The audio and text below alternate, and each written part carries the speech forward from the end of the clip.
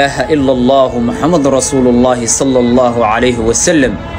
إنا لله وإنا إليه راجعون. كل نفس ذائقة الموت. إنا لله وإنا إليه راجعون. إنا لله وإنا إليه راجعون. وحد اللي حقيقي ولا شيء فرحيو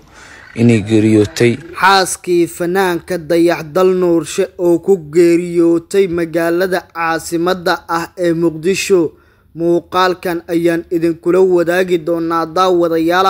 laakiin intan u guda gelin muuqaalka like saara si share garay oo la wadaag saaxiibada bogaana follow soo dheemaadsanida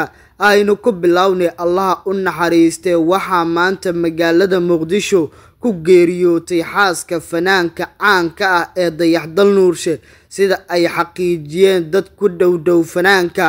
marxuumada oo lagu magacaabi jiray Allah u naxariistay Farxiya the Boss Lady ayaa la sheegay in ay maalmihii la soo dhaafay ku xanuunsanaysay magaalada caasimadda ee Muqdisho isla markaana ugu dambeyntii saakay ee u geeriyootay xanuunkii soo ritay geerida koor waxaa jirtay qoraal kooban oo uu dayax dal nuurshe soo geliyay mid ka mid ah barihiisa bulshada isaga oo dadka Soomaaliyeed uga codsaday in ay u soo duceeyaan xaaskiisa oo xanuunsan balse saakay ayay ku geeriyootay mid ka mid ah isbitaalada magaalada caasimadda ah ee Muqdisho Farxiya ayaa ahayd gabar dhalinyaro ah oo aad u firfircoon isla markaana si weyn looga yaqiinay baraha bulshada ee ay Soomaalidu ku xiriirto Allah u naxariistay geerida kadiska ah ee ku timid marxuumada ayaa dhalisay hadalhayn xoogan waxaana tacsideeda si weyn looga dareemayaa